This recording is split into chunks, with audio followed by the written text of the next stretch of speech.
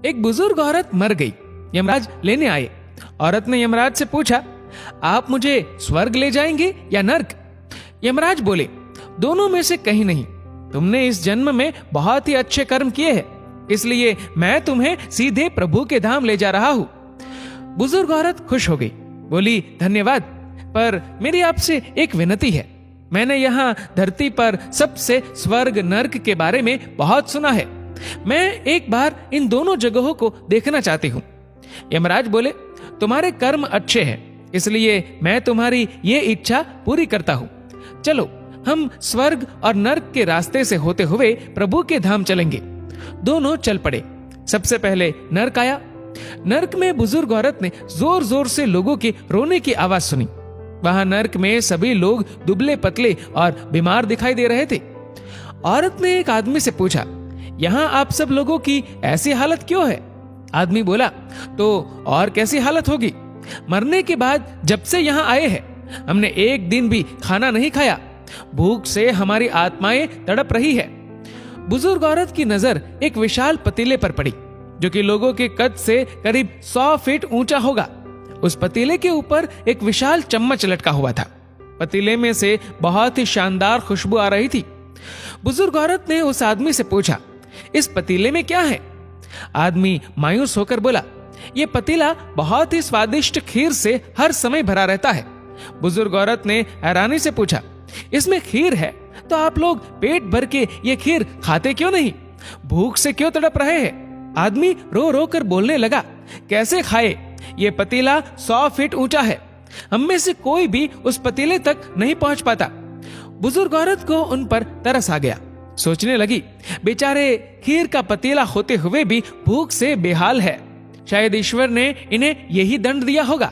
अब यमराज बुजुर्ग औरत से बोले, चलो हमें देर हो रही है। दोनों चल पड़े। कुछ दूर चलने पर स्वर्ग आया। वहां पर बुजुर्ग औरत को सबकी हंसने व खिलखिलाने की आवाजें सुनाई दी। सब लोग बहुत खुश दिखाई दे रहे थे। उनको खुश देखकर बुजुर्ग औरत भी बहुत खुश हो गई। पर वहां स्वर्ग में भी बुजुर्ग औरत की नजर वैसे ही 100 फीट ऊंचे पतीले पर पड़ी जैसा नर्क में था। उसके ऊपर भी वैसा ही चम्मच लटका हुआ था। बुजुर्ग औरत ने वहां लोगों से पूछा, इस पतीले में क्या है? स्वर्ग के लोग बोले कि इसमें बहुत टेस्टी खीर है। बुजुर्ग औरत हैरान हो गई। उनसे बोली, पर यह पतीला तो 100 फीट ऊंचा है, आप लोग तो इस तक पहुंच ही नहीं पाते होंगे। उस हिसाब से तो आप लोगों को खाना मिलता ही नहीं होगा। आप लोग भूख से बेहाल होंगे। पर मुझे तो आप सभी इतने खुश लग रहे हो, ऐसे कैसे?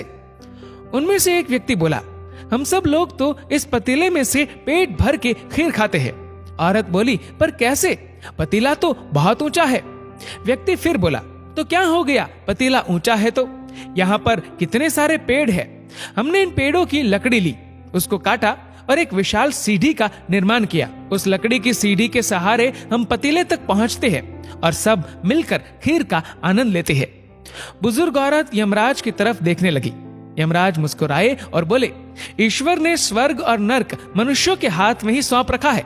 चाहे तो अपने लिए नर्क बना ले, चाहे तो अपने लिए स्वर्ग। ईश्वर ने सबको एक समान हालातों में डाला है। उसके लिए उसके सभी बच्चे एक समान है।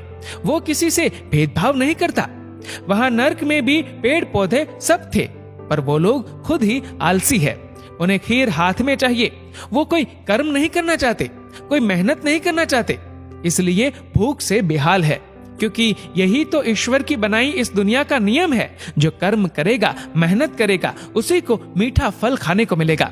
स्वर्ग के सपने छोड़ दो, नर्क का डर छोड़ दो। बस आपकी वजह से किसी का दिल ना दुखे, इतना सोचो। बाकी सब कुदरत पर छोड़ दो। दोस्तों, इस वीडियो को लेकर आपकी क्या राय है, नीचे कमेंट करके जरूर बताएगा। और अगर आपको वीडियो अच्छा लगा हो तो इस वीडियो को लाइक करेगा, शेयर करेगा ज्यादा से ज्यादा लोगों तक। और ऐसे ही और भी इंस्पिरेशनल वीडियोस के लिए सब्सक्राइब करें हमारे यूट्यूब चैनल को और फेसबुक पर फॉलो करें हमारे पेज को। धन्यवाद।